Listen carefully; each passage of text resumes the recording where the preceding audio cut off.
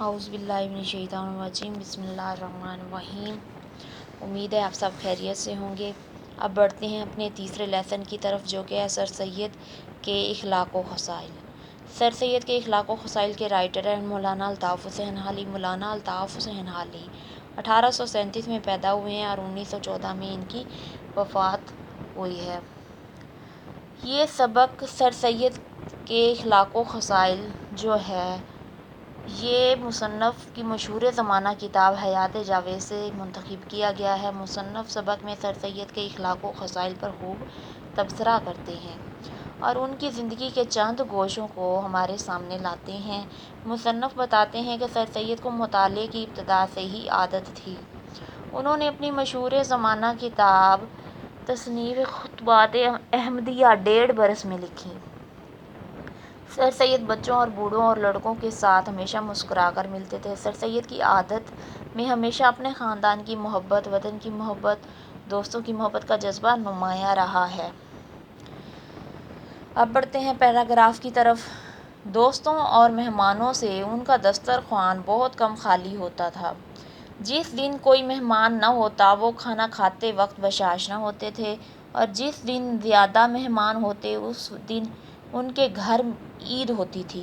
کھانوں میں زیادہ تعداد اور تلون نہیں ہوتا تھا۔ تلون کہتے ہیں مختلف قسم کے کھانوں کو، رنگا رنگ کے کھانوں کو، مگر کھانا عموماً عمدہ ہوتا تھا۔ اگر کسی موقع پر کھانا عمدہ نہیں ملتا تھا تو جیسا مل جاتا تھا خوشی سے بغیر ناک منہ چڑھائے سیر ہو کر کھا لیتے تھے۔ فصل کی ترکاریوں اور فواکہ، فواکہ کہتے ہیں مختلف قسم کے پھل اور میوہ جات، خصوصاً آم اور خربوزے نہایت مرغوب تھے، انہیں بہت پسند تھے۔ سنا ہے کہ پہلے خوراک زیادہ تھی مگر بڑھاپے میں بہت گھٹ گئی تھی، البتہ بعد کھانا کھانے کے کوئی پاؤ پاؤ سیر دودھ دونوں وقت بلا ناغہ پی لیتے تھے۔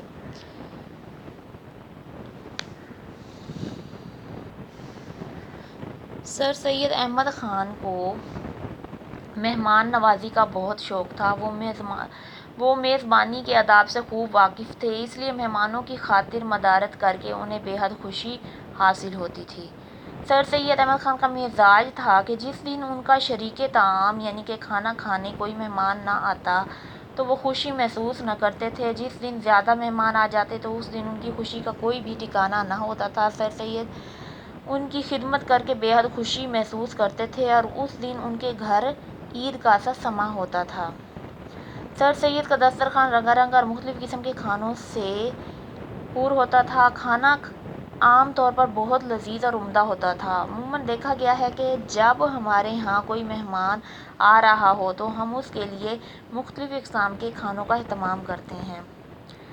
سر سید احمد خان کے جاننے والوں کا قول ہے کہ سر سید کی جوانی میں خوراک زیادہ تھی جبکہ بڑھاپے میں ان کی خوراک جو تھی وہ کم ہو گئی تھی۔ سر سید بڑھاپے کی وجہ سے کھانے میں احتیاط کرتے تھے، صرف 2 وقت کا کھانا کھاتے تھے اور ساتھ ہی دونوں وقت پاؤ پاؤ دودھ ضرور پیتے تھے۔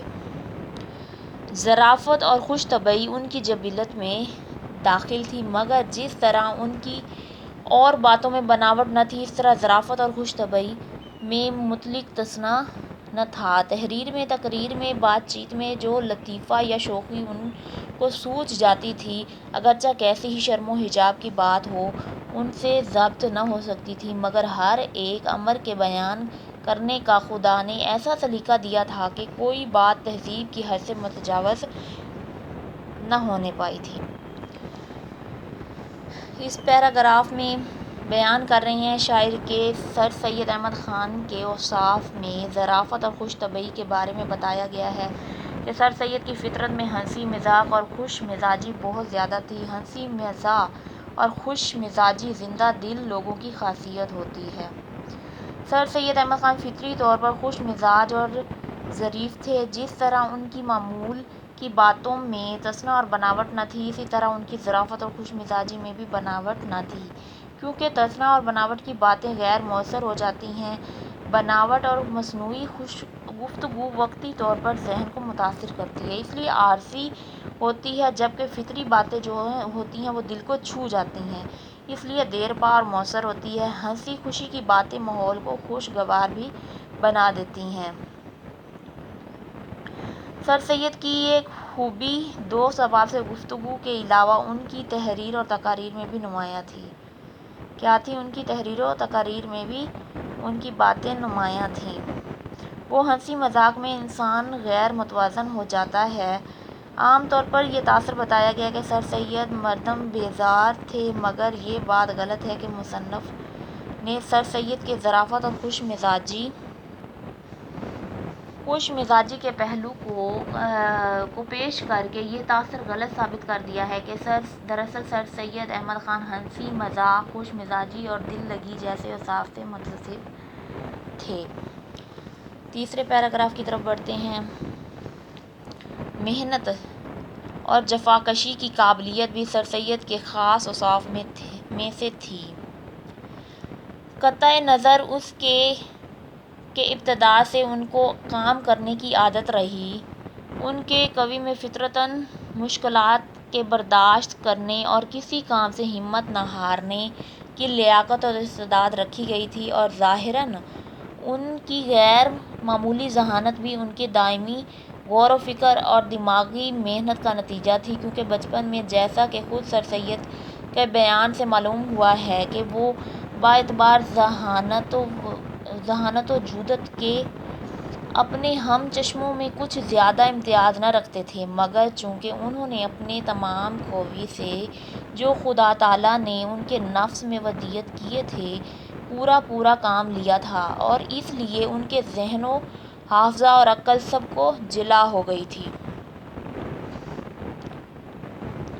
اس پیراگراف میں مصنف بیان کرتے ہیں کہ سر سید احمد خان جو تھے وہ خودداد صلاحیتوں کے مالک تھے۔ ان میں سے خاص وصف محنت اور جفاکشی بھی تھا۔ سر سید بہت محنتی آدمی تھے اور مشکل سے مشکل کام بھی مشقت اٹھا کر لیتے تھے۔ ہمیشہ دنیا میں وہی لوگ کامیاب ہوتے ہیں جو محنت کرتے ہیں۔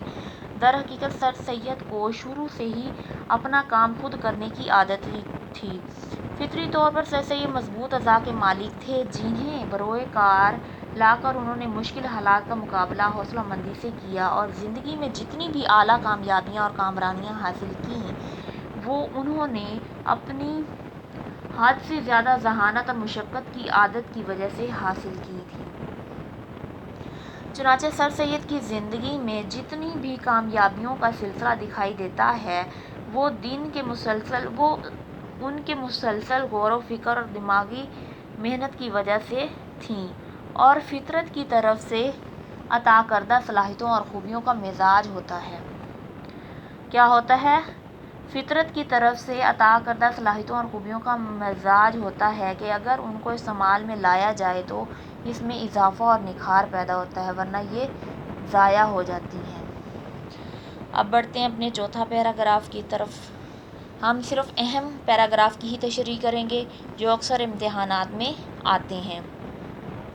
راست بازی اور وہ تمام اوصاف جو ایک راست باز آدمی میں ہونے ضروری ہیں، جیسا صدق، مودت، حمیت، دلیری اور آزادی وغیرہ، اس شخص کی خصوصیات میں سے تھے۔ اس شخص نے سچ پوچھیے تو اپنی آزادانہ تحریروں سے اردو لٹریچر میں آزادی اور سچائی کی بنیاد ڈال دی۔ اس نے لوگوں کو مجبور کیا کہ سچ بات کہنے میں کسی کی طعن و ملامت سے نہ ڈریں۔ جو بات ان کو حق معلوم ہوتی ہے اس کے کہنے میں کبھی اس بات کا خیال نہ کیا جائے کہ دنیا میں کوئی دوسرا شخص بھی اس بات میں اس کے ساتھ اتفاق کرنے والا ہے یا نہیں۔ سر سید کو کوئی بات اس سے زیادہ شاق نہیں گزری تھی کہ ان پر راست بازی کے خلاف کوئی الزام لگایا جائے کہ یہ شخص فی الواقع راست بازی کو اپنا دین و ایمان سمجھتا تھا۔ سر سید جیسے خود راست باز تھے، اسی طرح راست بازوں کی دل سے قدر بھی کرتے تھے۔ دوسرے، محبت اور التفات کا مادہ سر سید میں معمولی آدمیوں سے بہت زیادہ تھا، اور اس لیے ان کے تمام تعلقات میں محبت کا ظہور بدرجہ غایت پایا جاتا تھا۔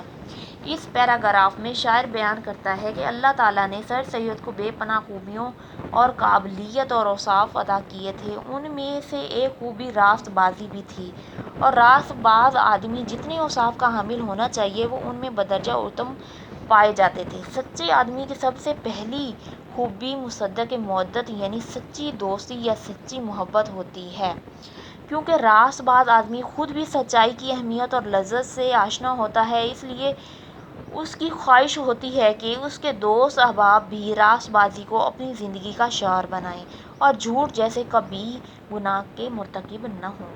راست باز آدمی کی دوسری خوبی غیرت و حمیت ہوتی ہے، کیونکہ راست بازی کی وجہ سے انسان کا ضمیر مطمئن ہوتا ہے اور معاشرے میں اس کی عزت اور قدر بھی ہوتی ہے۔ راست باز آدمی کی تیسری وصف دلیری اور بہادری ہوتی ہے، کیونکہ سچائی انسان کو دلیر اور بہادر بنا دیتی ہے، جبکہ جھوٹ انسان کو بزدل بنا دیتا ہے۔ راست باز آدمی میں بھرپور اعتماد ہوتا ہے اور وہ سب کے سامنے سچی بات کہنے میں تامل نہیں کرتا۔ چوتھی خوبی راست باز آدمی کی آزادی ہوتی ہے، کیونکہ جھوٹ بولنے والے کی آزادی سلب ہو جاتی ہے، ختم ہو جاتی ہے اور جھوٹ کی وجہ سے وہ سب سے کتراتا ہے، اسے خوف ہوتا ہے کہ کہیں اس کا جھوٹ سب پر عیاں نہ ہو جائے، جبکہ راست باز آدمی ان اندیشوں سے آزاد ہوتا ہے۔ اپنے وطن کے ساتھ ہر شخص کو عموماً الفت و مونست ہوتی ہے، مگر سر سید کی محبت اپنے وطن کے ساتھ عجیب طرح کی تھی۔ گو بظاہر سر سید نے دلی ہمیشہ کے لیے چھوڑ دی تھی۔ اس کے آرٹیکلوں میں یا اسپیچوں میں اور لیکچروں میں یا پرائیویٹ خطوں میں جہاں کہیں دلی کا ذکر آ گیا ہے، ان کا دل امڈے بغیر نہ رہا۔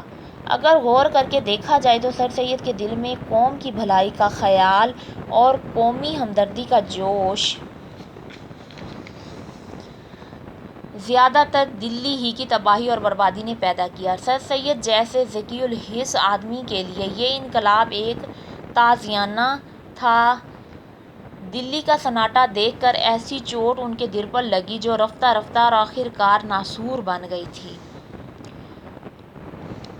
اس پیراگراف میں شاعر بیان کرتے ہیں کہ سر سید احمد خان اپنے وطن سے محبت انوکھی اور نرالی تھی۔ سر سید نے علی گڑھ کالج کی بے پناہ مصروفیات کی وجہ سے دلی کو ہمیشہ کے لیے خیر باد کہہ دیا تھا، لیکن سر سید کی محبت میں کمی نہ آئی بلکہ ان کی محبت اور الفت میں روز بروز اضافہ ہوا۔ سر سید کے مضامین میں جہاں کہیں بھی دلی کا ذکر آ گیا تو ان کی محبت کا جوش و جذبہ جو ہے وہ نمایاں دکھائی دیتا ہے۔ کہیں تقریر کرنے کا موقع ملا تو دوران تقریر اگر دلی کا ذکر آ بھی گیا تو ان کے دل کے ساتھ محبت کا سمندر بھی ٹھاٹھیں مارتا نظر آتا تھا۔ اس کے علاوہ انہوں نے جو خطوط دوست احباب کو لکھے ہیں ان میں بھی اگر کہیں دلی کا ذکر آ گیا تو ان کا لہجہ بڑا بوجھل اور مغموم ہو جاتا تھا۔ خط کے مضمون سے اداسی اور جدائی کا تاثر بھی محسوس ہوتا تھا، چنانچہ کہیں بھی دلی کا ذکر آ گیا تو ان کا دل بھر آتا تھا۔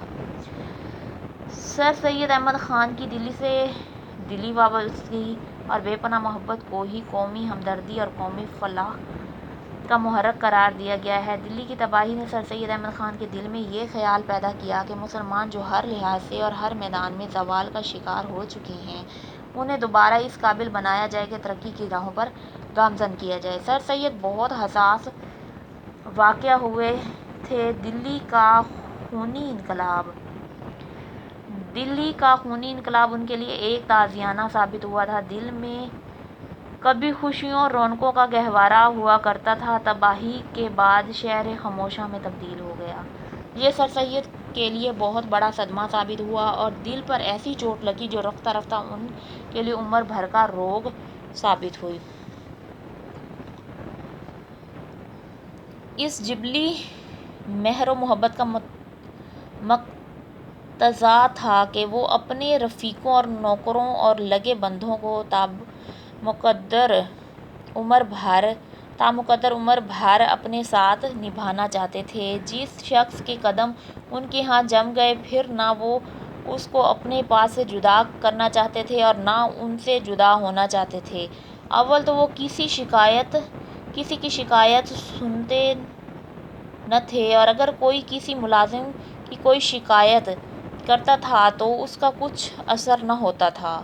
ان کے ایک قدیم ملازم کی لوگوں نے ان سے بارہا شکایت کی مگر وہ کسی طرح ان کے دل سے نہ اترا۔ ہمیشہ ان کا معتمد علیہ اور سفر و حضر میں ان کے ہمراہ رہا اور آخر انہی کی رفاقت میں مر گیا۔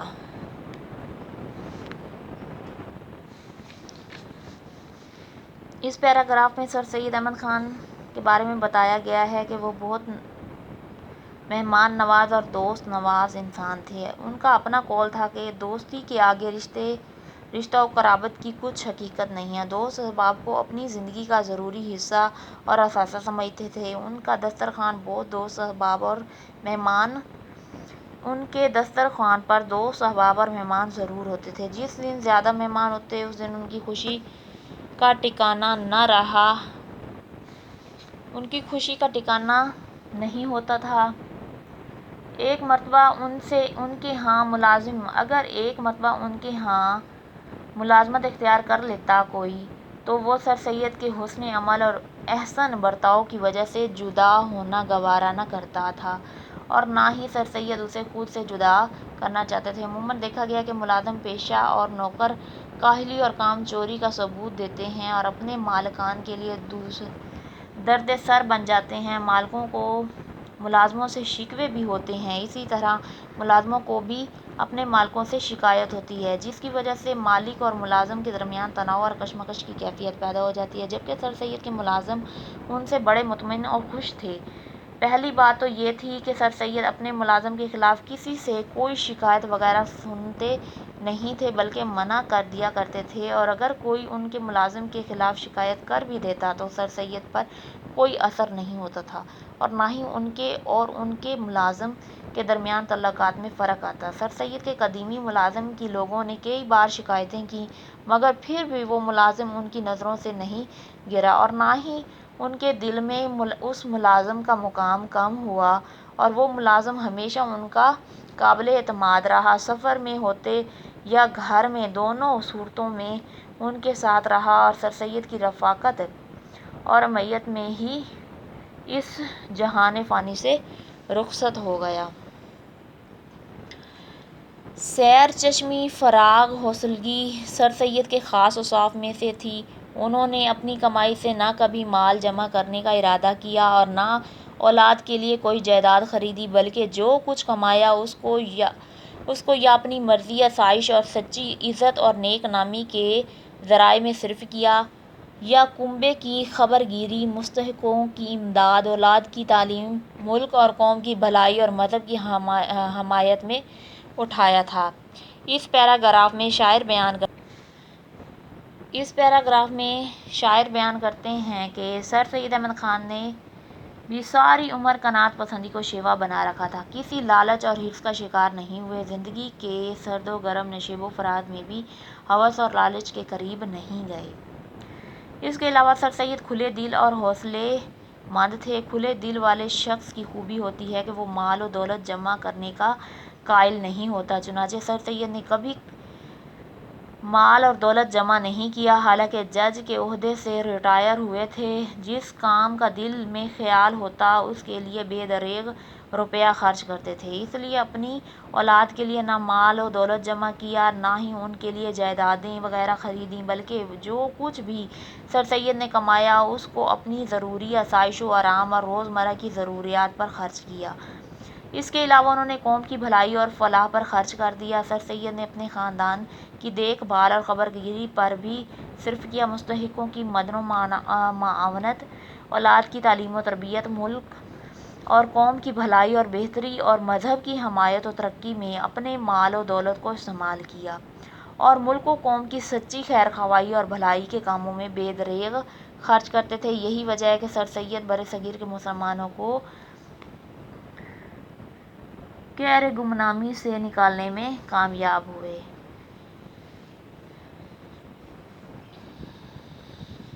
ابتدا سے ان کا یہ حال رہا کہ جس کام کی لہر ان کے دل میں اٹھی